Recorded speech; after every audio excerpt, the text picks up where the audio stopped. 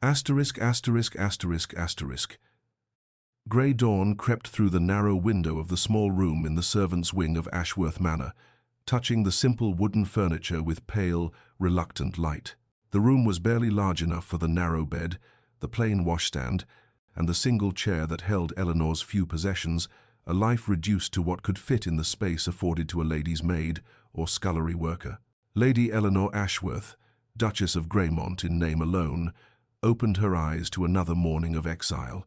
another day of bearing the weight of a title that meant nothing within these cold stone walls. She rose without sound, her movements practiced in their silence, years of invisibility, having taught her to disturb no one, to ask for nothing, to exist as a shadow might exist present but unacknowledged. The water in the basin was cold, as it always was, and she washed her face with hands that had long ago stopped trembling at the indignity of her circumstances. 7 years. 7 years she had lived in this room, sleeping on this hard mattress, waking to the same grey light filtering through glass that looked out onto the kitchen gardens rather than the sweeping lawns and rose arbours visible from the grand chambers of the manor's principal floor. She had been 17 when she arrived at Ashworth Manor as a bride, her father's debts transferred to her shoulders like a yoke, her hand given to the Duke of Greymont as payment for sins she did not understand and crimes she had not committed. Nathaniel Ashworth had taken her as one might take possession of property, coldly, efficiently, without ceremony beyond what society demanded. He had looked at her on their wedding day with eyes like winter frost, and she had known even then, young and foolish as she was, that he would never love her, never see her as anything more than the daughter of a man he despised. The servants knew, of course. They had always known. She saw it in the pitying glances of the maids who passed her in the corridors, in the careful courtesy of the footmen who no longer knew whether to treat her as duchess or outcast. Mrs. Davies, the head housekeeper, maintained a scrupulous respect in her presence, but Eleanor had long ago learned to read the sorrow in the older woman's eyes. The manor itself seemed to hold its breath around her, its grand halls and elegant rooms a monument to everything she had been denied. She dressed herself, she had no lady's maid, needed none for the simple grey gowns she wore, and pinned her dark hair into a neat arrangement that required no mirror to accomplish. Her reflection had become a stranger to her over these years, and she avoided it when she could. What was the point of seeing the woman she had become, worn down by loneliness and humiliation into something pale and quiet and nearly invisible? She was 24 now, and felt ancient. The girl who had harbored foolish dreams of earning her husband's affection through patience and devotion had died slowly, day by day, in this small room that smelled of lye soap and resignation. Asterisk, asterisk, asterisk, asterisk.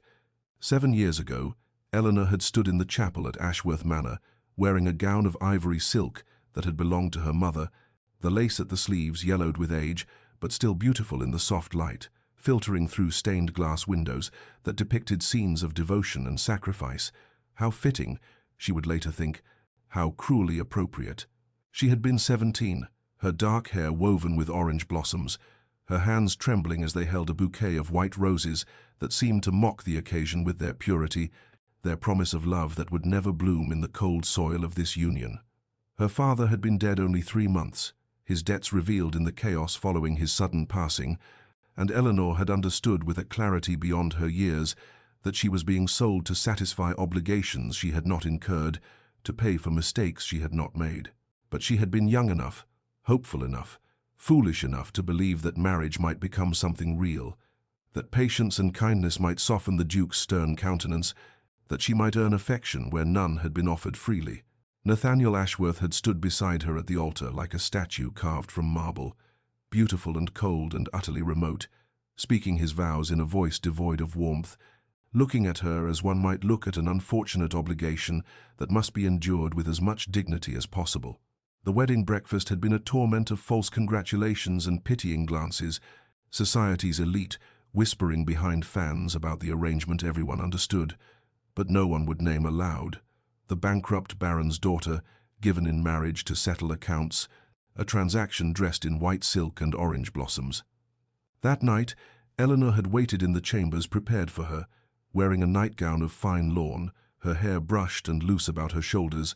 her heart beating with a mixture of fear and desperate hope that somehow the man who had barely looked at her during their wedding might see her now, might find something in her worth cherishing. When Nathaniel had entered, still dressed, his expression harder than stone, she had known before he spoke that her hopes were ash. "You are here because your father owed a debt, nothing more," he had said, his voice cutting through her illusions with surgical precision, each word a blade that carved away the foolish dreams she had clutched to her chest. "You will have quarters appropriate to your station, which is to say,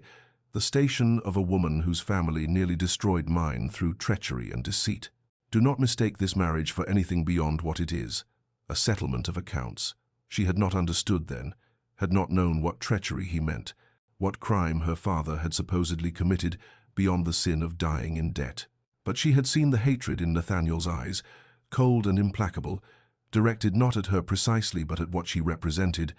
at the blood that ran in her veins and the name she had carried before taking his. He had left her that night without another word, and the next morning servants had moved her belongings to the small room in the servants' wing where she would spend the next 7 years learning to make herself invisible and to move through the manor like a ghost haunting the edges of a life that should have been hers,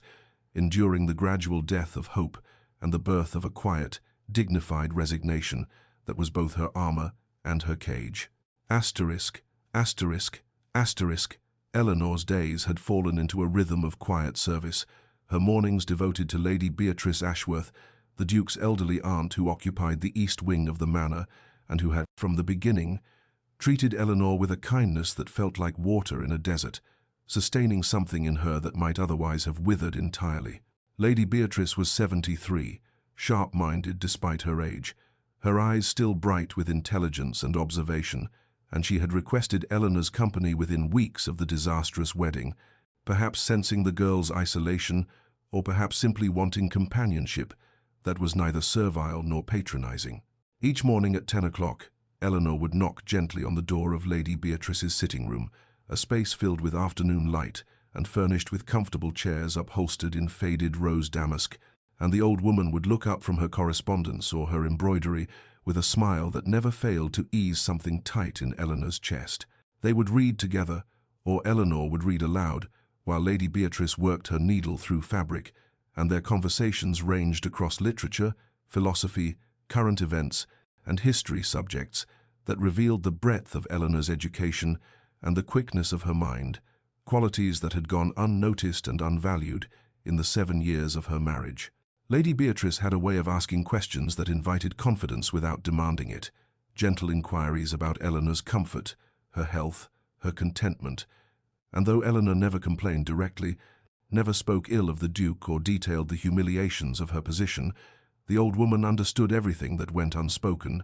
reading the truth in silences and careful word choices. "You have a remarkable mind, my dear," Lady Beatrice had said one afternoon, setting aside her embroidery to study Eleanor with eyes that saw too much. "You deserve more than these walls offer you." Eleanor had simply smiled, a small, sad curve of her lips, and changed the subject with practiced grace. Mrs. Davies, the head housekeeper who had served the Ashworth family for 40 years, maintained a respectful formality with Eleanor that acknowledged her impossible position, neither mistress nor servant,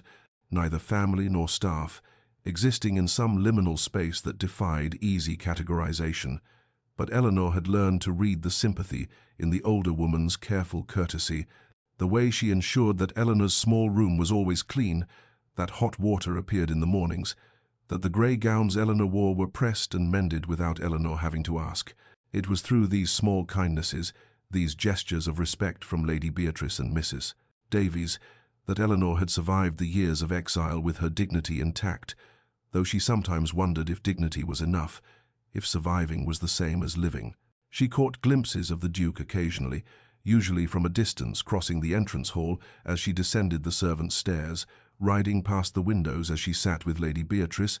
standing in the doorway of the library as she passed through the corridor beyond. He was 32 now, still achingly handsome with his dark hair and severe features, still cold and remote as winter, still utterly unreachable, and Eleanor had trained herself not to look at him directly, not to wonder about the man behind the frozen exterior, not to waste emotion on someone who had made it abundantly clear that she was beneath his notice and unworthy of his regard. Asterisk, asterisk, asterisk, asterisk. The library at Ashworth Manor was Eleanor's sanctuary in the sleepless hours that visited her more frequently as the years accumulated their weight upon her shoulders, and on this particular November night, when rain drummed against the windows and wind moaned through the eaves like something lost and seeking shelter, she had abandoned her narrow bed in the servants' wing and made her way through darkened corridors to the vast room that smelled of leather and old paper, and the faint sweetness of pipe tobacco that lingered from the Duke's occasional visits to this space they had both claimed but never shared. She wore only her nightgown beneath a woolen wrapper, her dark hair loose and braided for sleep, her feet silent in soft slippers as she moved along the shelves, seeking something to quiet her restless thoughts. Not the romantic novels that Lady Beatrice sometimes pressed upon her with hopeful smiles, but philosophy, Marcus Aurelius perhaps, or Boethius, voices from the past who had known suffering and found meaning in it, who had written of acceptance and wisdom in the face of circumstances beyond control. She had just pulled down a worn copy of Meditations, its leather binding soft with age and use, when she heard footsteps in the corridor beyond, measured and masculine, and her heart seized with the knowledge that came too late to permit escape. The Duke was approaching, and she was here in her nightclothes, vulnerable and improper, occupying a space she had no formal permission to use, though no one had ever forbidden her access to these books that were her only comfort. Nathaniel entered, still dressed despite the late hour, his cravat loosened and his dark hair dishevelled, as though he had been running his hands through it repeatedly, and he stopped just inside the doorway, when he saw her standing there, frozen by the shelves like a doe caught in torchlight,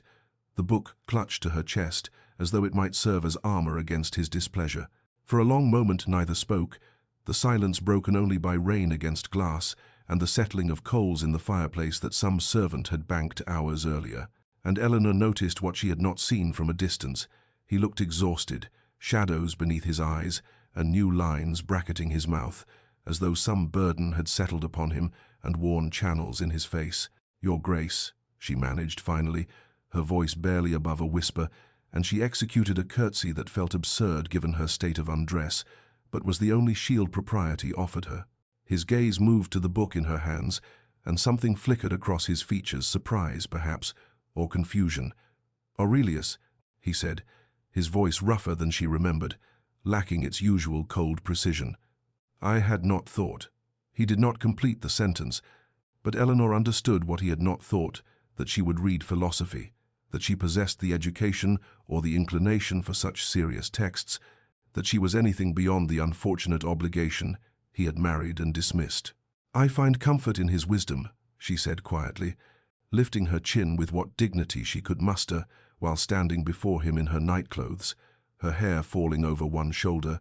more exposed than she had been in his presence since that terrible wedding night 7 years ago. "He understood that we cannot control what happens to us, only how we bear it."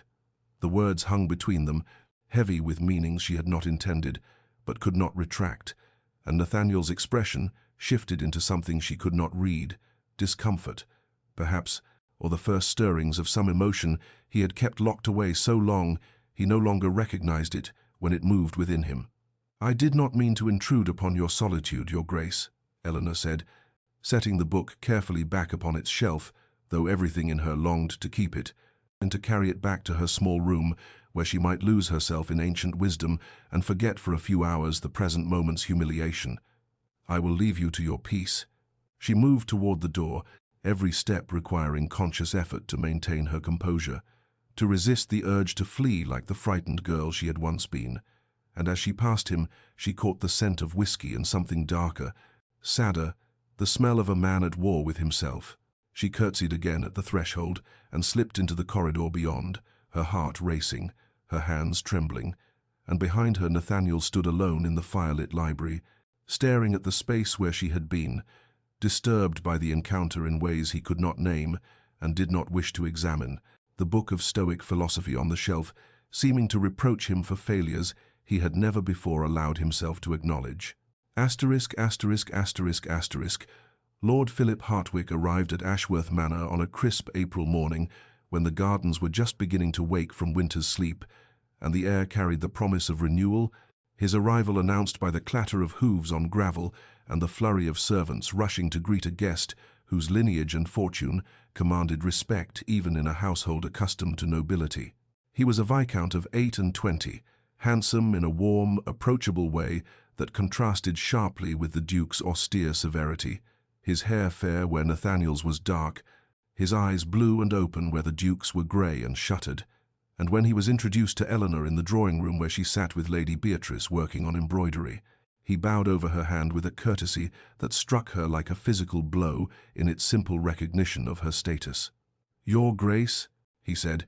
his smile genuine and his attention focused entirely upon her face, as though she were someone worth seeing, worth knowing, worth the effort of proper address, and Eleanor felt something long dormant stir within her chest, not attraction precisely, but the almost painful awareness that she had forgotten what it felt like to be treated as a person of value rather than an inconvenient shadow haunting the edges of someone else's life. The other guests who had gathered for the house party, minor nobility and wealthy merchants seeking the Duke's favor, watched this exchange with visible confusion, their eyes moving between Philip's respectful attention and Eleanor's modest grey gown and uncertain expression, trying to reconcile the deference he showed with the peculiar status she occupied in the household, and Eleanor felt their scrutiny like sunlight after years in darkness, simultaneously warming and exposing. Over the following days, Philip sought her company with a persistence that bewildered and frightened her in equal measure, asking her opinions on the books discussed after dinner, inviting her to walk with him in the gardens where early flowers bloomed in defiant splashes of color, engaging her in conversations about poetry and philosophy and current events as though her thoughts mattered, as though she possessed intelligence worth consulting and perspectives worth considering. She found herself responding despite her caution, the words flowing more freely than they had in years, her mind awakening to the pleasure of intellectual exchange, and she caught herself almost smiling during their third walk together, when he made an observation about Wordsworth's poetry that perfectly articulated something she had felt but never expressed. From the windows of his study, Nathaniel watched these garden walks with a discomfort that grew more acute each time he witnessed Eleanor's tentative animation in Philip's presence, the way she tilted her head when listening to him speak, the almost smile that softened features Nathaniel had only ever seen arranged in careful neutrality or quiet resignation. He told himself his irritation stemmed from concern about propriety, about the appearance of his wife walking unchaperoned with another man, but the truth writhed beneath these justifications, like something alive and uncomfortable. He was watching Eleanor begin to bloom under another man's attention, seeing her become visible in ways she had never been visible to him, and the sight lodged in his chest like a thorn he could neither extract nor ignore, pressing against something he had believed long dead, and discovering that perhaps he had been wrong about what lay buried in the frozen ground of his own heart. Asterisk, asterisk, asterisk, asterisk. Weeks passed with the peculiar slowness that accompanies fundamental shifts in the landscape of a life, and Philip's intended brief visit extended into a month and then beyond, his presence at Ashworth Manor becoming as familiar as the morning sun that now seemed to shine more brightly through windows that had long admitted only grey light, and Eleanor found herself waiting for their daily walks in the garden with an anticipation that both frightened and exhilarated her, this small rebellion against the nothingness her existence had become. They spoke of literature with the passion of true devotees, debating the merits of the Romantic poets versus the structured certainty of the Augustans,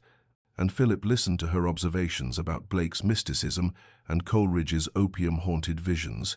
with an attention that made her feel seen in ways she had forgotten were possible, his questions drawing out thoughts she had harbored. In silence for so long, they had grown wild and strange in the darkness of her isolation. When she made a particularly insightful connection between Shelley's atheism and his revolutionary politics, Philip laughed with genuine delight, not mockery, but the shared joy of intellectual discovery, and the sound echoed through the rose garden where they walked, reaching the study windows where Nathaniel sat attempting to review estate ledgers and finding his attention drawn again and again to the scene below, his pen making errors he had to cross out and correct, his jaw tight with an irritation he refused to name. The servants whispered among themselves with cautious hope, Mrs. Davies remarking to the butler that perhaps the Lord Hartwick's kindness would remind certain parties of their Christian duty toward the lady of the house, and even Lady Beatrice observed the developing friendship with eyes that held both satisfaction and sadness, understanding that Philip offered Eleanor escape from a prison whose bars had been forged from cruelty disguised as justice. Eleanor discovered in these weeks that she remembered how to laugh, the rusty mechanism of joy creaking back to life, when Philip told amusing stories of his travels through Italy and his disastrous attempts to learn the local dialects, and she found herself anticipating their afternoon conversations with an eagerness that made her morning hours in her small room seem longer and greyer. By contrast,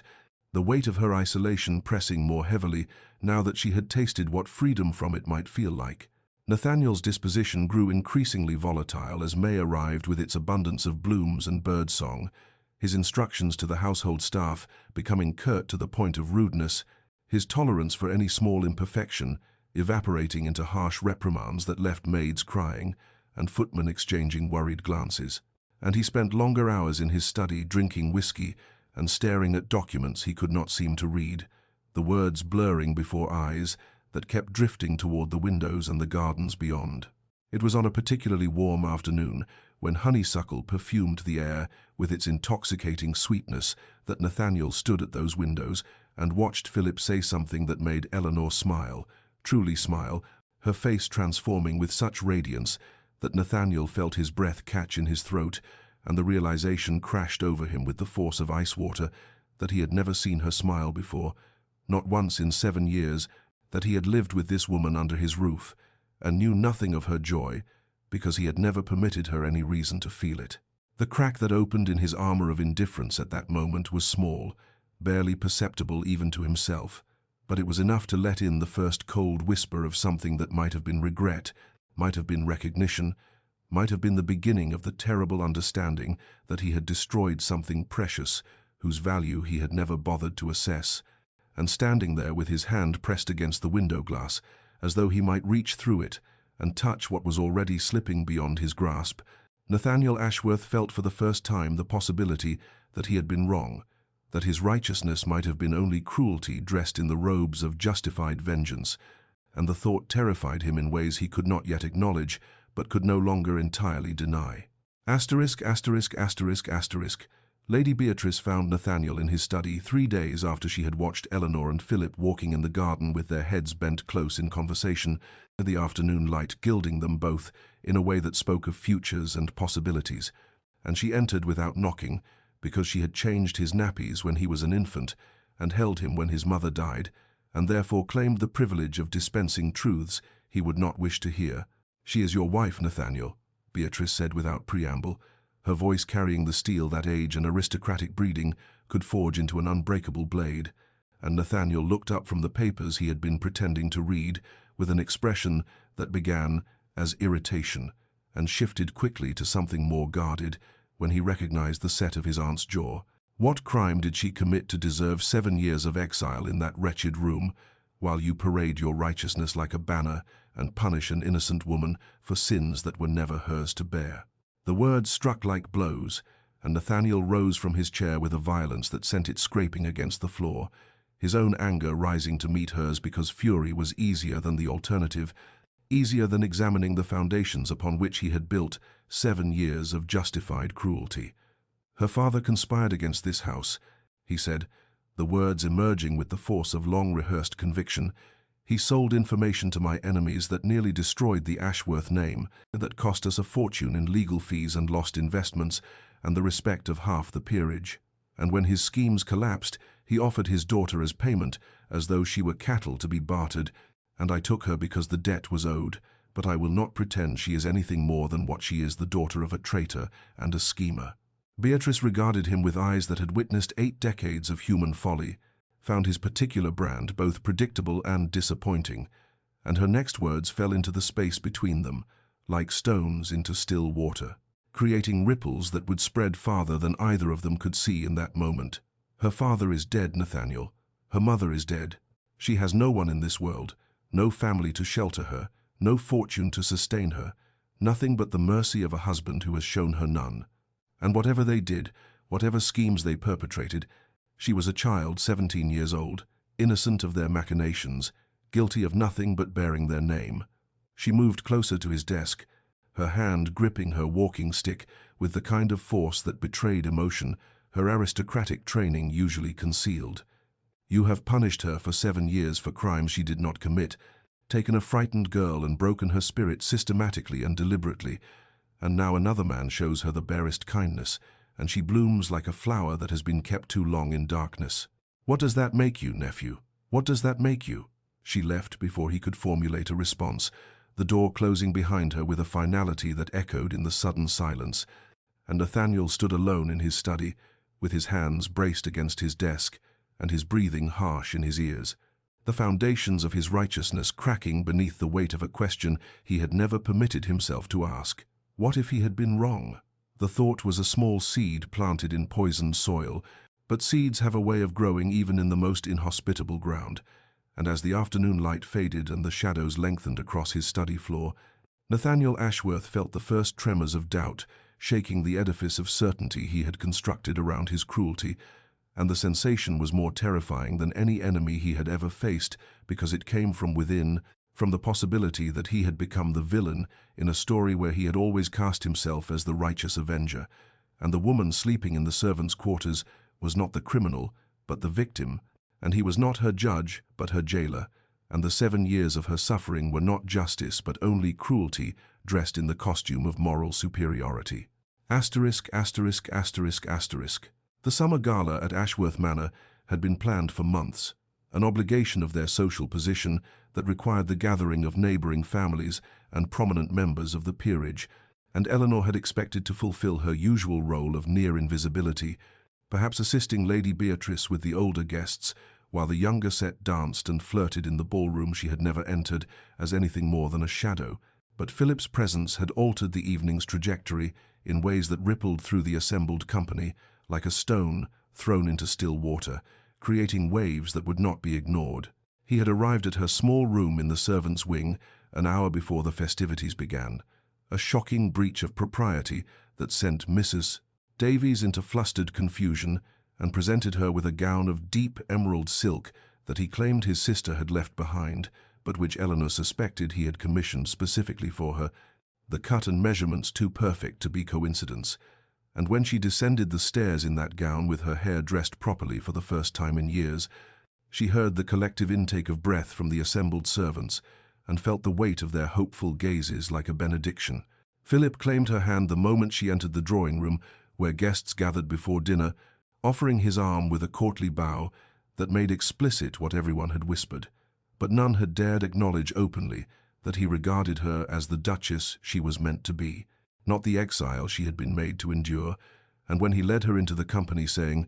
"May I present the Duchess of Greymont, whose intelligence and grace have made my extended visit the highlight of my season," the assembled guests had no choice but to follow his lead, the women offering curtsies they had never bothered with before, the men bowing with respect that felt both belated and bewildering. Eleanor moved through the evening in a state of cautious wonder, fielding questions about her opinions on current literature and music, discussing the merits of various artistic movements with a gentleman who actually listened to her responses, and she felt herself unfurling like a flower that had been pressed flat in a book and suddenly released to remember its natural shape, her laughter coming more easily as Philip remained at her side, and his attention and regard conferring a legitimacy that 7 years of marriage had never provided. From across the ballroom, Nathaniel watched this transformation with feelings that churned in his chest like a storm he could neither name nor control, seeing Eleanor smile and converse and shine with a radiance he had spent 7 years ensuring she could never display, and the realization that he was losing something he had never valued until the moment it slipped from his grasp, filled him with a possessive fury that finally drove him across the room to where Eleanor stood speaking with Philip and an elderly countess about the lake poets. "Eleanor, I require a word with you," he said, his voice carrying the ducal authority that had always commanded immediate obedience, and the use of her given name, the first time he had spoken it in perhaps 3 years, caused her to turn toward him with surprise that shifted quickly to wariness, the light in her eyes dimming as though a candle had been shuttered, and when she excused herself from the group and followed him to the library, he closed the door behind them and faced her across a space that felt simultaneously too large and suffocatingly small, and the words that emerged were not the reasoned discourse he had intended, but rather an accusation born of jealousy he could not acknowledge. "You forget yourself and your position, madam, parading about in borrowed finery and accepting the attentions of a man who is not your husband." And Eleanor, who had endured 7 years of far worse than this, drew herself up with a dignity that would have shamed him had he been capable of shame in that moment, and replied with a voice like frost over steel, "I forget nothing, your grace, least of all that you have made it abundantly clear. I am your wife in name only, a punishment you inflict rather than a partner you value. And if Lord Hartwick treats me with the respect you have denied me, I shall accept it gratefully, because it is the first kindness I have known in 7 years, and you have forfeited any right to object to how I receive it." Asterisk, asterisk, asterisk, asterisk. Philip found Eleanor in the rose garden 2 days after the confrontation in the library, the morning mist still clinging to the hedgerows like shrouds, and he carried with him the gravity of a man who had made a decision that would alter the course of multiple lives. His handsome face set with a determination that spoke of both courage and compassion, and when Eleanor saw his expression, she knew before he spoke what he had come to say, felt it in the quality of the air between them, the shift from friendship's easy companionship to something weighted with consequence and irreversible choice. "Eleanor," he began, taking her hand with a gentleness that made her eyes sting with unshed tears, "I cannot stand by and watch you suffer any longer in a marriage that is no marriage at all, watch you wither in the shadows when you should be standing in the sun, and I have consulted with my solicitors about the possibility of an annulment. The marriage was never consummated. You have witnesses to the arrangement's peculiar nature, and with the right arguments before the ecclesiastical courts, you could be free within a year, perhaps less." He paused,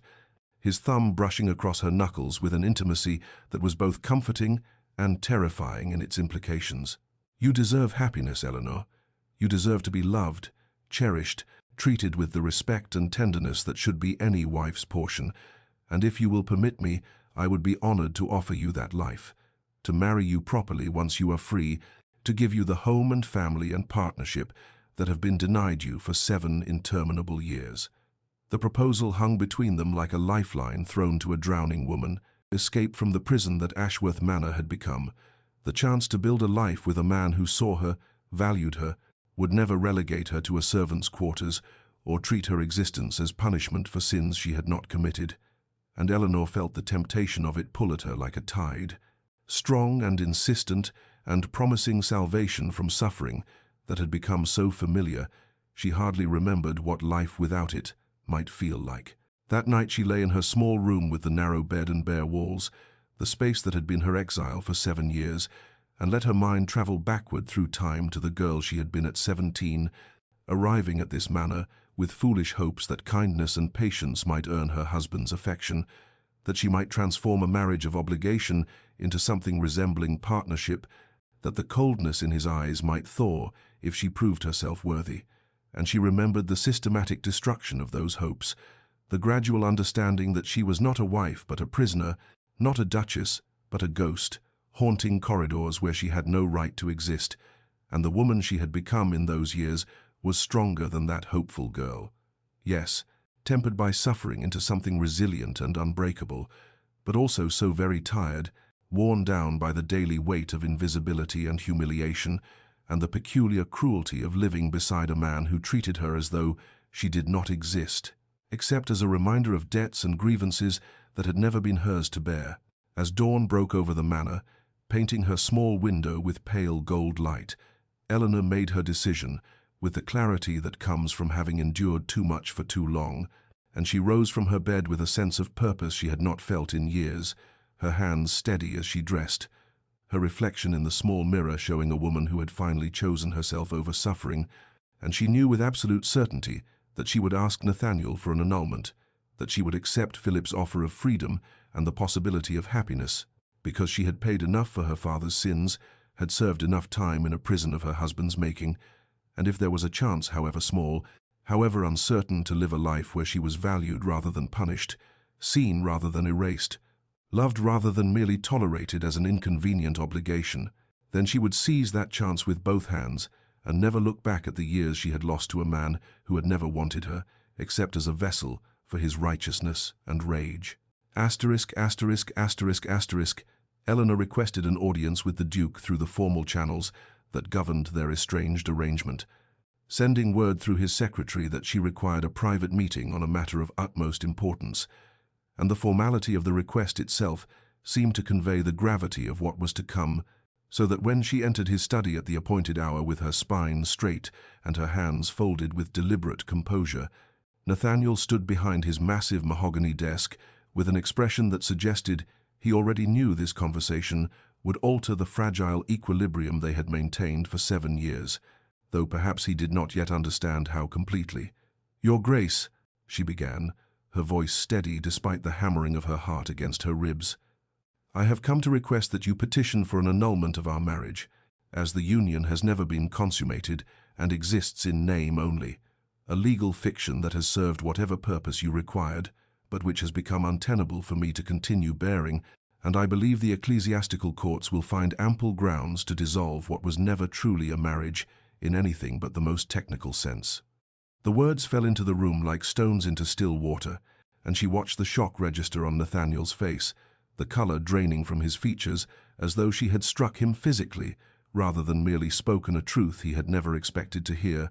and for a long moment he simply stared at her as though she had transformed into someone he did not recognize, which perhaps she had, and the doormat wife he had trained through 7 years of neglect, suddenly standing before him with agency and determination he had never imagined she possessed. "Absolutely not," he said finally, his voice carrying the autocratic certainty of a man accustomed to immediate obedience, his hands gripping the edge of his desk until his knuckles whitened. "The scandal alone would be ruinous, the gossip would destroy both our reputations, and the family honor cannot withstand such a public acknowledgement of our arrangement's peculiarity. I forbid it, Eleanor, and that is the end of this discussion." But Eleanor had not endured 7 years of exile to be dismissed so easily, had not spent sleepless nights weighing her choices to surrender at the first refusal, and she lifted her chin with a dignity that would have made Lady Beatrice proud, and said with a quietness that somehow carried more force than shouting, "I have endured 7 years of scandal as your wife in name, Your Grace, living in servants' quarters, while guests whispered and society speculated about what crime I must have committed to deserve such treatment, and I would rather face whatever gossip comes from ending this farce than continue as your ghost, invisible and unacknowledged, a punishment you inflict rather than a partner you value, and Lord Hartwick has offered me the possibility of a true marriage, a life where I might be seen and valued and treated with the basic respect that should be any wife's portion, and I will not remain in this prison of your making when freedom stands before me." She watched something shift in his expression as she spoke, saw the moment when her words penetrated his assumptions, and he understood, truly understood that she was not asking permission, but informing him of her intention, that the woman he had relegated to the margins of his household for 7 years was prepared to walk away from the title and position and security that most women would cling to desperately, would choose uncertainty and social censure over the peculiar cruelty of their arrangement,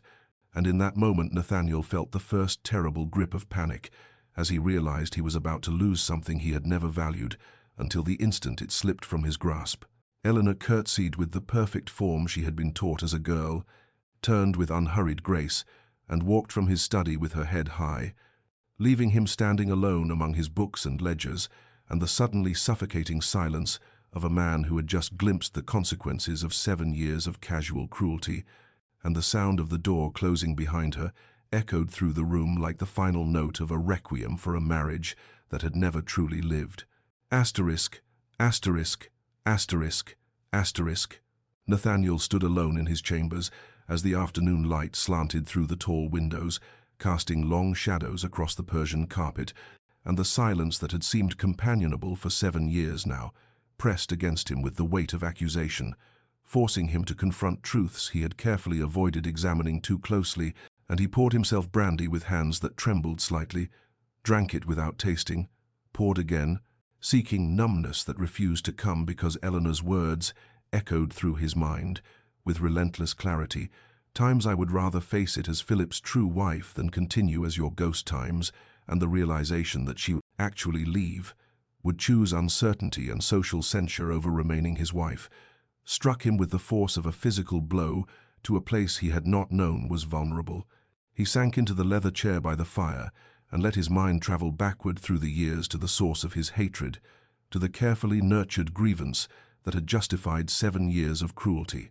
Lord Pemberton, Eleanor's father, had conspired with the Duke's political enemies to destroy the Ashworth name, had leaked sensitive documents that nearly cost Nathaniel his position at court, his reputation, everything his family had built over generations. And when Pemberton's gambling debts had grown so massive that bankruptcy loomed, Nathaniel had seen divine justice in the opportunity to demand payment in the form of his enemy's daughter, to make the man watch as his child was reduced to servant status in payment for treachery, a living reminder of consequences that could not be escaped. But Lady Beatrice's words haunted him now with their simple, devastating truth. Asterisk. She was a child innocent of their schemes. Asterisk. Eleanor had been 17 when her father signed the marriage contract, a girl who had no knowledge of political machinations or adult vengeances, who had arrived at Ashworth Manor with hope in her eyes despite the circumstances, and he had looked at that hope and seen only her father's face, had projected onto her innocent shoulders all the rage and betrayal he felt toward a man who was beyond his reach, and he had spent 7 years punishing her for sins she had never committed, destroying a young woman's life to satisfy his need for revenge against a ghost. The guilt that rose in him then was like bile, burning and bitter, and Nathaniel found himself standing without conscious decision, pacing his chambers like a caged animal, driven by a restlessness that was entirely new, a need to understand what he had done, who he had punished so relentlessly, and he rang for his valet with sudden determination, asked questions he had never thought to ask before. What was Eleanor's character among the servants? How did she spend her days? What did those who knew her think of the woman he had reduced to a ghost in his own household? The answers came slowly, carefully, the servants uncertain whether honesty would be punished, but gradually a picture emerged of a woman of extraordinary grace and dignity who treated everyone with kindness regardless of their station, who read philosophy and poetry in multiple languages, who had become a beloved companion to Lady Beatrice, who never complained about her treatment or spoke ill of the Duke despite having every reason to do so, who carried her suffering with a quiet strength that had earned the respect and affection of an entire household, and Nathaniel listened to these revelations with growing horror as he realized he had spent 7 years refusing to see a woman of remarkable character and intelligence,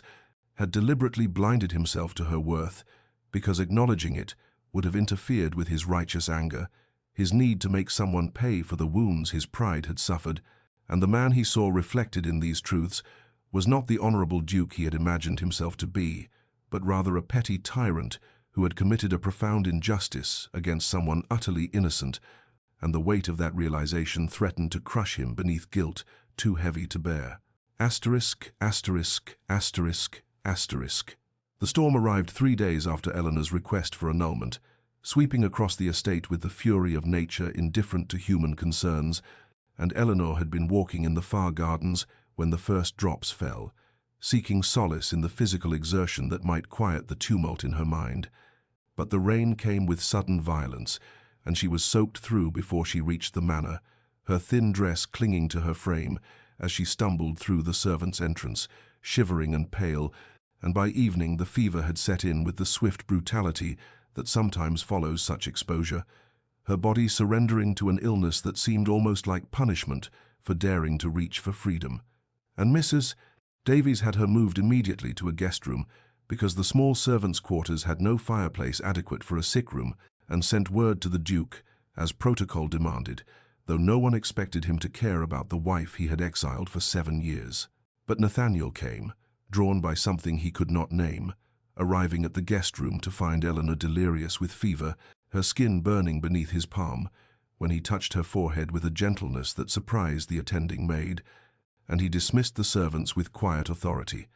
pulling a chair to her bedside and settling into a vigil that defied every rule of propriety and distance he had established between them, watching her toss restlessly against the pillows as the fever painted her cheeks with unnatural color and drew from her lips whispered fragments of dreams and memories that pierced him like arrows aimed at his conscience. "So cold," she murmured, though the fire blazed and blankets covered her. Always so cold in that room, so small, so alone. And Nathaniel felt each word as an indictment, understanding for the first time the daily reality of the punishment he had inflicted, the loneliness of 7 years in exile. And when her hand reached out blindly in her delirium, he caught it without thinking, held it between both of his, as though he could anchor her to consciousness through touch alone, and she clutched at him with surprising strength, her fingers curling around his as she whispered, "Please," with such naked desperation that his heart cracked open beneath the weight of all the pain he had caused this innocent woman who had never deserved his cruelty, who had borne 7 years of suffering with a dignity that shamed his vindictiveness, and he found himself whispering apologies she could not hear, promises he had no right to make, his thumb stroking across her knuckles in a gesture of tenderness he had denied her throughout their marriage. Philip arrived the next morning, his face drawn with genuine concern when he learned of Eleanor's illness, and he came directly to the guest room, only to find Nathaniel still there, unshaven and exhausted from his night-long vigil, sitting beside Eleanor's bed with her hand still clasped in his, and something in that tableau, the Duke's protective posture, the way he looked at his wife, as though she were something precious he had only just discovered, made Philip pause in the doorway. And when Nathaniel's head snapped up at the sound of footsteps, the expression on his face was one of such fierce protectiveness that Philip recognized it immediately as the jealous guardianship of a man who has realized too late what he stands to lose, and the Viscount felt his own hopes shifting like sand beneath his feet, as he understood that whatever he had hoped to offer Eleanor, the Duke was finally awakening to claim. "How is she?" Philip asked quietly, and Nathaniel's response came rough with sleeplessness and emotion. "The fever broke an hour ago. The doctor says she will recover." But the way he said it, the relief that flooded his features, spoke of something far deeper than mere concern for a spouse's health, and Philip saw in that moment the beginning of a transformation he had hoped for but had not truly believed possible. Saw the Duke of Graymont discovering love for the wife he had spent 7 years ignoring, and though it complicated his own desires, Philip could not help but feel a cautious hope for Eleanor's sake that perhaps redemption was possible even for those who seemed beyond its reach. Asterisk, asterisk, asterisk, Eleanor woke to weakness and the strange disorientation that follows fever, her body feeling insubstantial as cobwebs, her mind struggling to piece together fragmented memories of heat and cold, and a hand holding hers through darkness she could not name. And when she asked the maid attending her how long she had been ill, the answer came with hesitant glances toward the door. 3 days, my lady, and the Duke himself sat with you through the worst of it, never leaving your side until the fever broke. And Eleanor absorbed this information with profound confusion, because in 7 years Nathaniel had never shown the slightest concern for her welfare, had never sought her company, had never touched her except for that brief moment when their hands met during the marriage ceremony, and the idea that he would keep vigil at her sickbed seemed so contrary to everything she knew of him that she wondered if it was merely fever dream, hallucination born of delirium and desperate longing. But the evidence accumulated in ways she could not dismiss. Meals arrived from the Duke's own kitchen rather than the servant's fare she was accustomed to, delicacies chosen specifically for an invalid's sensitive stomach, and Mrs. Davies reported with barely concealed hope that His Grace inquired after her health every few hours, had ordered the best physicians summoned, had instructed that nothing be spared for her comfort and recovery, and Eleanor lay propped against pillows in the guest room that was still not the Duchess's chambers, but was infinitely better than her small servants' quarters, trying to make sense of this transformation that seemed too sudden to be trusted, too dramatic to be anything but temporary aberration, born of guilt or obligation, or some emotion she could not identify. She saw him only from a distance, in those first days of recovery, catching glimpses of him in the hallway outside her room, or watching from the window as he paced the gardens below, with the restless energy of a man wrestling with thoughts that gave him no peace, and once their eyes met across the length of the corridor, and he stopped mid-stride, seemed about to approach, but then turned away as though lacking courage for direct encounter, and Eleanor felt her heart twist with something that might have been disappointment, though she told herself firmly that she had no right to such feelings, no reason to expect anything from a man who had made his indifference abundantly clear for 7 years. Philip visited daily, bringing books and conversation and the easy warmth she had come to treasure, And it was during one such visit that he made the observation that changed everything. "He watches you when you're not looking, Eleanor," Philip said quietly, his blue eyes gentle with understanding. "I have seen the way the Duke positions himself where he might catch sight of you, the way his attention follows you, even when he pretends to be occupied elsewhere, and I think perhaps there is more to his heart than you have been permitted to see, more feeling than he has allowed himself to acknowledge until the prospect of losing you made it impossible to ignore any longer." Eleanor sat very still, her teacup arrested halfway to her lips, and felt the foundations of her certainty shifting beneath her. Because Philip's words gave shape to observations she had been afraid to trust, patterns she had dismissed as wishful thinking or misinterpretation, and she found herself caught between the impulse toward freedom that had seemed so clear just days ago, escape from her prison through annulment, and a new life with a man who valued her, and this strange new possibility that perhaps Nathaniel was changing, that perhaps the transformation she had glimpsed during her illness was not temporary but rather the beginning of something she had spent 7 years believing impossible, and the conflict between these two paths forward left her suspended in uncertainty, unable to choose between the safety of known kindness and the terrifying hope that redemption might be possible even for those who seemed beyond its reach. Asterisk, asterisk, asterisk, asterisk. Nathaniel found Eleanor in the garden 5 days after her recovery began, walking slowly among the late roses that clung to life despite autumn's approach, and he had rehearsed what he would say 100 times in the sleepless nights since her illness, words that seemed inadequate to bridge 7 years of cruelty, but were all he had to offer, and when she turned at the sound of his footsteps on the gravel path, he saw the wariness in her eyes, the protective distance she maintained, even as propriety required her to acknowledge him with a curtsy. He waved away with uncharacteristic impatience. "Eleanor," he began, and her name felt strange on his tongue after years of avoiding its use. "I must speak with you, if you will grant me a few moments of your time." And she nodded slowly, her hands clasped before her in that posture of dignified composure he had come to recognize as her armor against the world. And he struggled to find the words that had seemed so clear in his mind, but now scattered like leaves before wind as he faced the reality of her presence, the evidence of all he had done to diminish this woman who stood before him with quiet strength, despite everything. "I have been cruel," he said finally, the admission costing him more than he had anticipated, unconscionably, unforgivably cruel. "And I blamed you for sins that were never yours to bear, punished you for your father's transgressions when you were nothing but an innocent girl caught in circumstances beyond your control. And I can offer no excuse that would justify what I have done, no explanation that would make 7 years of exile and humiliation somehow acceptable." Eleanor's face remained carefully neutral, but he saw her fingers tighten their grip on each other, saw the slight tremor that ran through her frame, and he pressed forward, because retreat now would be cowardice. "Your father conspired with my enemies, helped them spread lies that nearly destroyed my family's reputation, my mother's health. But Aunt Beatrice was right. You were a child then, innocent of such schemes. And even if you had known, even if you had been complicit, 7 years of punishment for another's crimes is monstrous, and I have been a monster to you, Eleanor, in ways that shame me to acknowledge." The silence stretched between them, filled with the rustle of dying roses and the distant call of birds preparing for migration.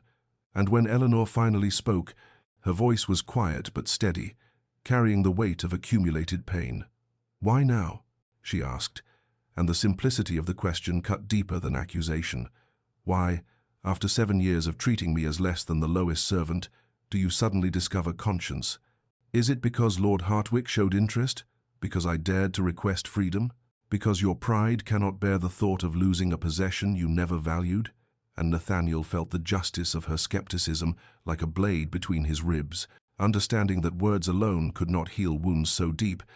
that his transformation, however genuine it felt to him, must seem like manipulation or temporary aberration to a woman who had endured years of his calculated indifference, and he met her eyes directly, allowing her to see the genuine anguish he felt, the weight of guilt that had become unbearable. "I cannot undo those years," he said, his voice rough with emotion he no longer tried to hide. "I cannot give you back the life you should have had, the respect and affection that were your due as my wife. But I would spend the rest of my life trying to atone if you would permit me, Eleanor, if you could find it within yourself to grant me the chance to become the husband I should have been from the beginning." And even as he spoke, he knew the presumption of such a request, knew he had no right to ask for anything from her after what he had done. But hope, desperate and painful, had taken root in his chest during those hours at her sickbed, and he could not surrender it without at least trying to bridge the chasm his cruelty had created. Eleanor looked at him for a long moment, her grey eyes searching his face for truth or deception, and when she spoke her honesty was absolute, unflinching in its assessment of the damage between them. "I don't know if I can forgive what you've done, Nathaniel," she said, using his given name for perhaps the first time in their marriage. "I don't know if I can trust you, or if these gestures of kindness are genuine transformation, or merely temporary guilt that will fade once you feel you've done enough to absolve yourself. And I am tired, so very tired, of hoping for things that never come, of believing in possibilities that prove to be illusions." And her voice broke slightly on the last words, revealing the depth of her exhaustion, and Nathaniel understood that he was asking her to risk her heart again, after he had spent 7 years teaching her that such risk led only to pain, asking her to believe in change when all her experience told her that people remained what they were, and the magnitude of what he had destroyed and what he hoped to rebuild settled over him like physical weight as he nodded slowly, accepting her doubt as the rightful consequence of his actions, and knew that earning her trust would require more than words or gestures, would demand consistent proof over time that his transformation was real and lasting, and he was prepared to spend whatever years remained to him, providing that proof, if she would only grant him the chance. Asterisk, asterisk, asterisk, asterisk. The courtship began with such smallness that Eleanor almost missed its significance, waking one morning to find a volume of poetry on the table beside her narrow bed in the servants' quarters, Wordsworth, which she had mentioned in passing during one of their stilted conversations, and though no card accompanied the gift, she knew its source from the deliberate care with which it had been selected, the expensive binding that spoke of attention paid to details she had not realized he noticed, and she ran her fingers over the leather cover with something between hope and fear, understanding that accepting this offering meant acknowledging the possibility of change, meant opening a door she had kept firmly closed for 7 years. The invitations came next, delivered formally through Mrs. Davies, though Nathaniel himself was often nearby when they arrived, his presence in corridors and doorways suggesting he lacked courage for direct approach, but could not stay away. Would Lady Eleanor do the Duke the honour of joining him for breakfast, for a walk in the gardens, for tea in the library where they might discuss the philosophy texts she favoured? And each invitation was phrased with such careful respect, such consciousness of her right to refuse, that Eleanor found her defences gradually eroding, despite her determination to maintain protective distance. She accepted cautiously at first, armouring herself for disappointment or discovering that his transformation was temporary performance rather than genuine change. But the man who met her at the breakfast table bore little resemblance to the cold stranger who had ignored her existence for 7 years. Nathaniel asked her opinions on estate matters, listened with apparent genuine interest when she spoke of books she had read or thoughts she had developed during long solitary hours, and though awkwardness lingered between them like morning fog, she glimpsed beneath it someone who seemed earnestly trying to know the woman he had refused to see, and the discovery unsettled her in ways she could not entirely name. The servants whispered hopefully as weeks passed and the invitations continued, as Eleanor was seen more frequently in the Duke's company, as Nathaniel's attention to his wife became obvious to everyone who observed them, and Mrs. Davies reported with barely concealed satisfaction that His Grace had ordered flowers placed in Eleanor's room each morning, had instructed the kitchen to prepare dishes he had somehow learned were her favourites, had asked detailed questions about her daily routine, as though constructing a map of her existence he should have known 7 years ago, and Eleanor absorbed these small evidences of care with cautious wonder, afraid to trust them fully, but unable to deny their accumulating weight. Philip noticed the shift during one of his final visits, before departing for his own estates, his blue eyes gentle with understanding as he observed Eleanor and Nathaniel together in the drawing room, the way the Duke positioned himself near his wife without crowding her, The way Eleanor's posture had relaxed slightly from its habitual defensive tension, and when Philip requested a private word before his departure, Eleanor knew what he would say before he spoke. "I see the connection forming between you," Philip said quietly, as they walked the garden path one last time. "And though my offer remains if you should ever need it, I think perhaps your happiness lies not in escape but in the possibility of redemption, in allowing your husband the chance to become what he should have been from the beginning." And Eleanor felt tears prick her eyes at his kindness, his willingness to release her from the safety he represented, and when she thanked him for everything he had offered, friendship and respect, and the mirror that showed her she deserved better than she had accepted, he smiled and said simply, "Choose happiness, Eleanor, wherever you find it, and do not let fear of past pain prevent you from embracing future joy." And his blessing settled over her like benediction as she watched him ride away. Understanding that she stood now at a crossroads between the revenge of departure and the risk of forgiveness, between the woman she had been forced to become and the woman she might yet be if she found courage to believe that people could change, and that 7 years of cruelty might be followed by something better if she would only grant the possibility, and as Nathaniel appeared in the garden seeking her company with that expression of hopeful uncertainty she had come to recognize, Eleanor made the first tentative choice toward a future she had stopped allowing herself to imagine, and accepted his outstretched hand. *******. The months that followed Philip's departure unfolded like the gradual warming of Earth after long winter, imperceptible at first in individual moments, but undeniable in their accumulated effect, and Eleanor found herself drawn into a pattern of days that bore no resemblance to the 7 years of exile that had preceded them. Mornings that began with breakfast shared in the sunny morning room, where Nathaniel asked her thoughts on estate matters with genuine interest. Afternoons spent walking the grounds while discussing philosophy and literature, and evenings in the library, where comfortable silence had replaced awkward distance, and she could feel his eyes on her as she read, watching her with an intensity that made her aware of him in ways she had never permitted herself before. She learned him slowly. This man, who was technically her husband, but felt like a stranger she was meeting for the first time, discovered that beneath the cold exterior he had maintained for 7 years lived someone far more complicated than she had imagined, wounded by his family's near destruction at her father's hands. Yes, but also capable of unexpected humor,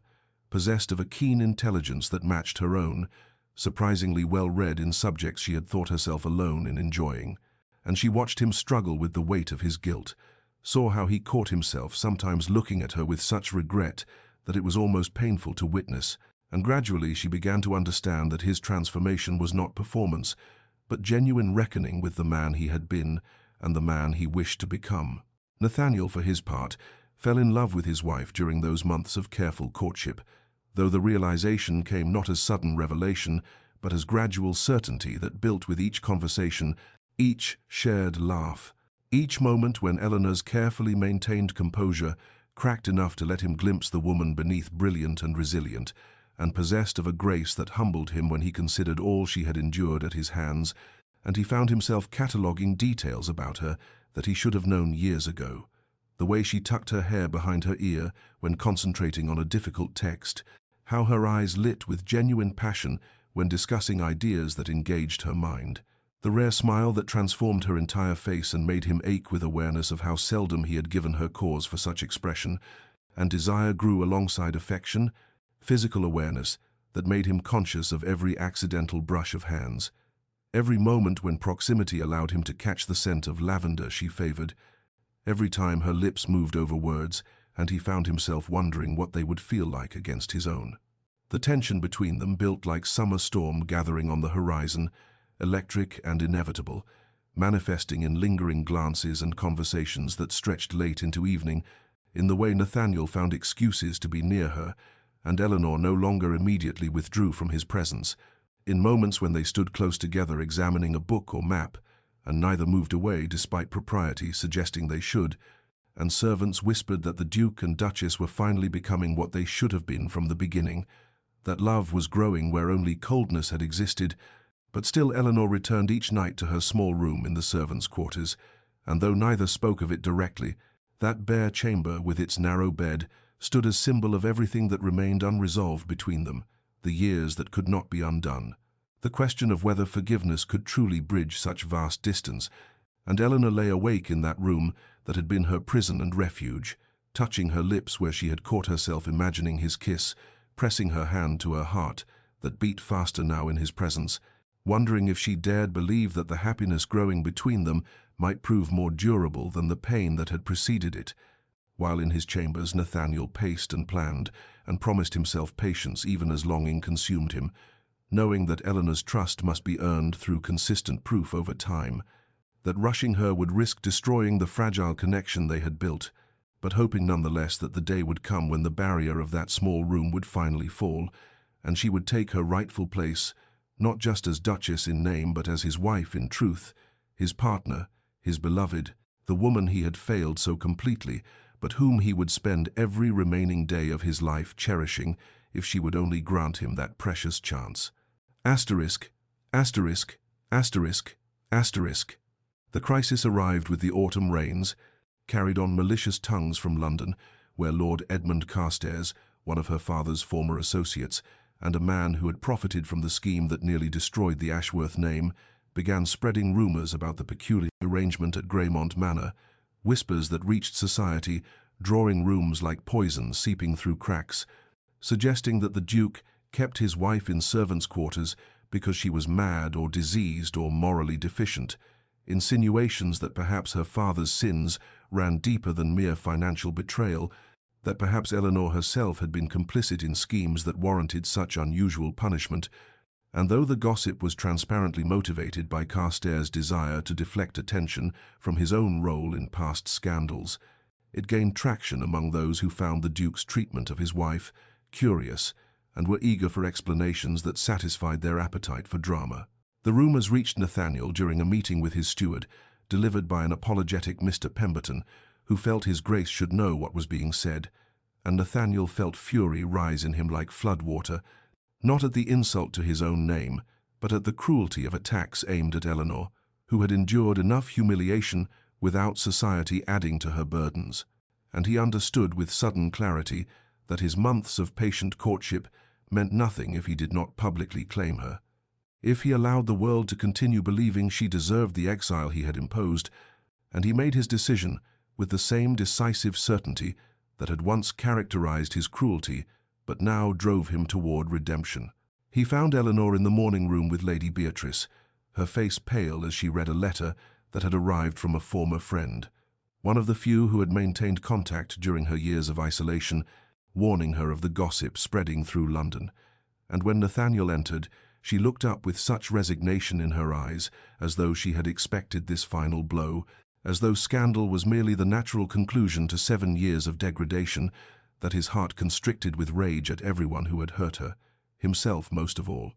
"We are going to London," he announced without preamble, his voice carrying the authority that had cowed lesser men, but which he softened when he addressed Eleanor directly. "I will not allow these lies to stand, and I will not ask you to endure further insult in silence."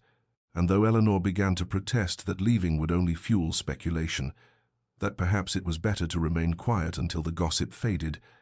Nathaniel shook his head with fierce determination and said words he should have spoken 7 years earlier. "You are the Duchess of Greymont, and it is past time society understood what that means." The journey to London was accomplished swiftly, and Nathaniel arranged a ball at Ashworth House with such speed that the ton barely had time to register surprise before invitations arrived, commanding attendance, and on the night of the event, Eleanor stood beside her husband in the receiving line for the first time in their marriage, dressed in sapphire silk that Nathaniel had commissioned for her, wearing the Ashworth diamonds that were her right as Duchess, and when Lord Carstairs arrived with his wife unable to refuse the Duke's summons without admitting guilt, Nathaniel's greeting was coldly courteous until the moment came for his prepared speech. Before the assembled guests, with Eleanor's hand clasped firmly in his own, Nathaniel spoke with a voice that carried to every corner of the ballroom. "Lady Eleanor is the Duchess of Greymont, a woman of impeccable character who has been grievously wronged by me most of all, and I say this publicly so there can be no misunderstanding. Any insult to her is an insult to me. Any slight against her name will be answered as though it were directed at my own honor, And if Lord Carstairs or anyone else suggests that my wife deserves anything less than the utmost respect, they will find themselves answering to me in whatever manner I deem appropriate." And the threat in his words was unmistakable, the promise of social destruction, or worse, hanging in the air like sword waiting to fall, and Eleanor felt tears prick her eyes as society witnessed what she had never imagined. Nathaniel claiming her publicly, defending her fiercely, making clear that she was not merely tolerated but treasured, and when he turned to her afterward with such tender concern, asking privately if his declaration had embarrassed her or if she would have preferred he handle the matter differently, she understood fully that the man before her bore almost no resemblance to the one who had condemned her to exile 7 years ago, and the last defensive walls around her heart began their long-delayed crumble into dust. Asterisk, asterisk, asterisk, asterisk. They returned to Greymont Manor 3 days after the ball, and the journey passed in conversation that ranged from light-hearted observations about London society to deeper discussions of what the future might hold. And Eleanor felt something shifting within her chest, a loosening of bindings she had wrapped around her heart for protection during 7 years of loneliness. And when they arrived home, the servants greeted them with genuine warmth that acknowledged what everyone had witnessed. The Duke's public claiming of his wife had changed everything, had transformed Eleanor's position from tolerated presence to honored duchess, and she moved through the remainder of that day in a state of cautious joy, sharing dinner with Nathaniel, where they laughed over Lady Pemberton's shocked expression when the Duke had cut Lord Carstairs so thoroughly, discussing plans for improving the estate's tenant cottages, talking like partners rather than strangers, and when evening came, Eleanor felt reluctant to end the day, wishing she could preserve this fragile happiness that felt so new and precious, but habit and years of routine drew her eventually toward the servants' wing, toward the small bare room that had been her refuge and prison, and as she climbed the narrow back stairs, she felt the weight of symbolism pressing on her shoulders. This room represented everything Nathaniel had done to her, every humiliation and abandonment, the physical manifestation of 7 years spent as ghost rather than wife. And when she opened the door and saw the narrow bed, the simple washstand, the few meager possessions she had been permitted to keep, something inside her broke. She sank onto the thin mattress and wept as she had not allowed herself to weep in all those years, cried for the girl of 17 who had arrived with foolish hopes of earning her husband's affection, for the countless nights spent alone in this cheerless space while Nathaniel slept in ducal chambers she had never been invited to enter. For all the moments of casual cruelty and studied indifference, for the woman she might have become if given the chance to flourish instead of merely survive, and her tears came in great heaving sobs that shook her entire frame because the day's triumph had somehow made the past's pain more acute rather than less, had highlighted the contrast between what was and what might have been, and she did not hear the door open or notice Nathaniel's presence until he spoke her name with such anguish that she looked up through tear-blurred vision to find him standing in the doorway, his face stricken as he took in the bare room that he had consigned her to, the narrow bed where she had spent 7 years of nights, the stark reality of what he had done rendered undeniable by his physical presence in this space. Nathaniel had come seeking Eleanor to continue their earlier conversation about the London house renovations, had climbed the servants' stairs for the first time in his life, and seeing her weeping in this room, this terrible small room that was all he had permitted her for 7 years, destroyed something fundamental in him, shattered the last defenses he had maintained against the full weight of his cruelty, and he crossed the small space in 2 strides and dropped to his knees before her, his own tears falling freely as he grasped her hands and said brokenly, "Forgive me, Eleanor. God, forgive me for what I have done to you." And his grief was so raw, so genuine in its devastation, that Eleanor found herself reaching to touch his face, even through her own tears, and they knelt together in that bare room, weeping for all the lost years, for the marriage that should have been, for the suffering that could never be undone but might finally begin to heal. Asterisk, asterisk, asterisk, asterisk. They remained on the floor of that small room for what might have been minutes or hours, time losing meaning in the weight of shared grief and tentative forgiveness, until finally Nathaniel rose and helped Eleanor to her feet, and he looked around the bare chamber with such revulsion, not at the space itself but at what it represented, at his own cruelty, made manifest in plaster and wood, that Eleanor saw him make a decision, saw determination settle over his features, like armor being donned for battle, and he said quietly, but with absolute certainty, "You will never spend another night in this room, Eleanor. I swear it on everything I hold sacred." And though she began to protest out of habit, out of 7 years of learned deference, he shook his head and took her hands in his with a gentleness that still surprised her and said, "No more exile, no more punishment for crimes you never committed, no more allowing my pride and anger to dictate your suffering. You are my wife, and tomorrow at noon, when the entire household can bear witness, I will carry you from this place to the chambers that should have been yours from the beginning." And Eleanor felt her breath catch at the symbolism of such a public act. Understanding that Nathaniel was offering not just new quarters but complete restoration of her position, a declaration before servants and God that their marriage would begin anew. The next morning passed in a strange suspension of normal routine as word spread through the manor that something significant was about to occur, and the servants gathered in halls and doorways with barely concealed curiosity, and Eleanor dressed in one of the new gowns Nathaniel had commissioned for her deep rose silk that made her skin glow and her eyes shine. And when the clock in the great hall chimed noon, she stood in the doorway of the small room that had been her prison, her heart beating so rapidly she thought it might escape her chest. And then Nathaniel was there, dressed formally as though for a ceremony, and without a word he swept her into his arms with a strength that reminded her he was no aging invalid, but a man in his prime, and he carried her down the narrow servant stairs while the household staff lined the route, and Mrs. Davies wept openly, and young Mary, the chambermaid, pressed her hands to her heart. And when they reached the main floors where the family portraits gazed down from panelled walls, Nathaniel's voice rang out clearly, "My wife belongs here, at my side, in the place of honor she should have occupied 7 years ago, and let no one in this house or beyond it ever question her position again." And Eleanor's tears flowed freely as he carried her through corridors she had walked as a ghost, past rooms she had been forbidden to enter as more than a passing shadow, until they reached the Duchess's chambers that adjoined his own. These rooms she had seen only once on her wedding day, before being dismissed to servants' quarters, and when Nathaniel set her gently on her feet and she looked around, she gasped at what she saw. The chambers had been transformed into a space that spoke of careful attention to her preferences, shelves filled with books on philosophy and history that he had noticed her reading, a writing desk positioned to catch the morning light because she had once mentioned she thought best in early hours, paintings of the countryside rather than formal portraits, because he had observed her pause before landscape scenes in the gallery, fresh flowers in shades of cream and lavender that he had learned were her favorites, and every detail proclaimed that he had been paying attention during their months of tentative courtship, had been learning who she was and what brought her joy. And when she turned to him with wonder in her eyes, Nathaniel said softly, "I cannot give you back the 7 years I stole from you, Eleanor, but I can offer you every day that remains to us,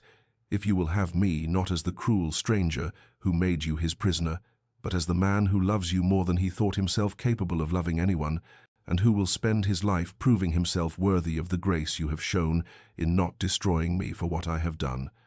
And Eleanor crossed the beautiful room to stand before her husband, this complicated man who had wounded her so deeply, but who was fighting so hard to heal what he had broken.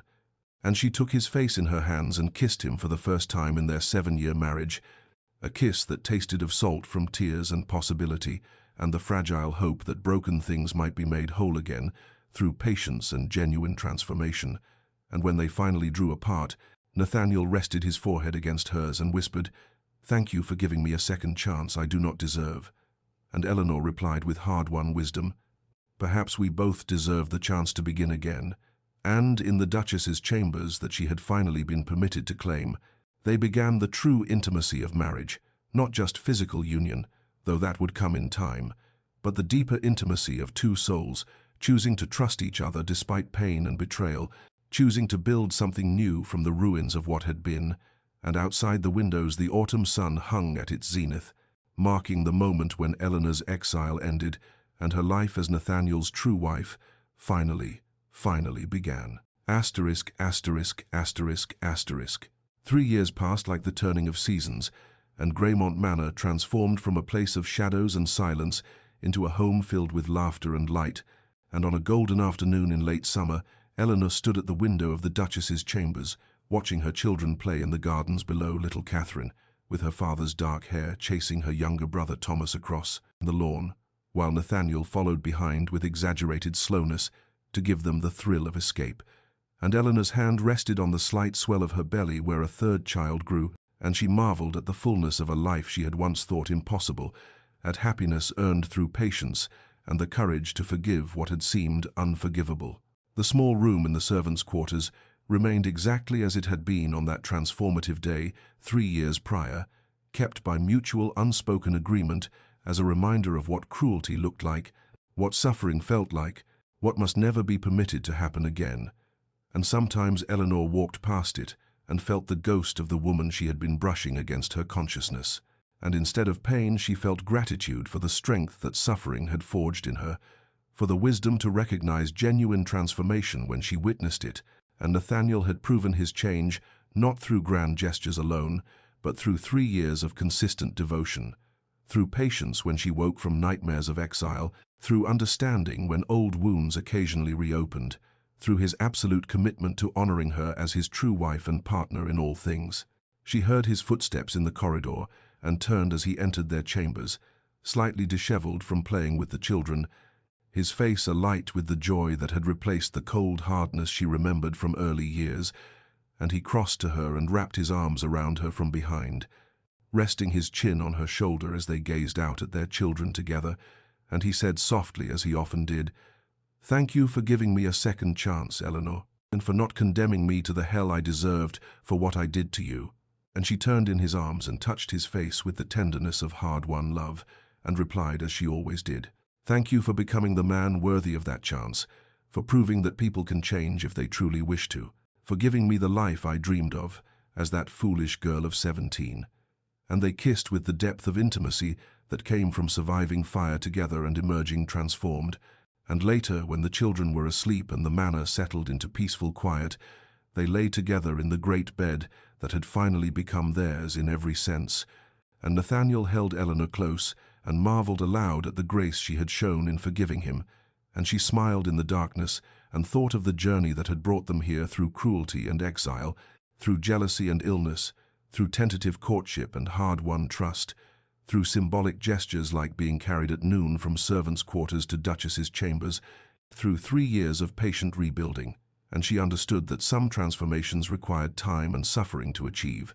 that redemption was not granted, but earned through consistent, changed behavior, that forgiveness was not weakness, but the greatest strength of all. Dear listener, perhaps you have known the pain of being dismissed by someone who should have cherished you, or perhaps you have been the one who inflicted such wounds and now seek redemption. Know that transformation is possible for both the wounded and the wounder,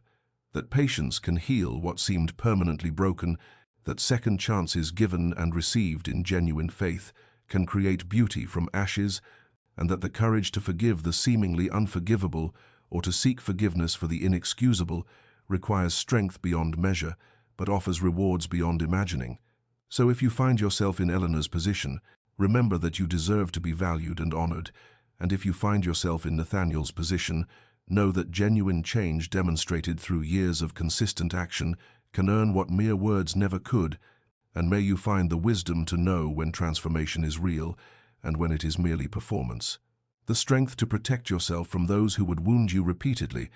and the grace to forgive those who prove through time and deed that they have truly changed. And may your nights be peaceful and your rest be sweet. Thank you for listening to this story on Sleeping Tales. If it touched your heart, please like and subscribe for more narratives of transformation, redemption, and the enduring power of love to heal even the deepest wounds.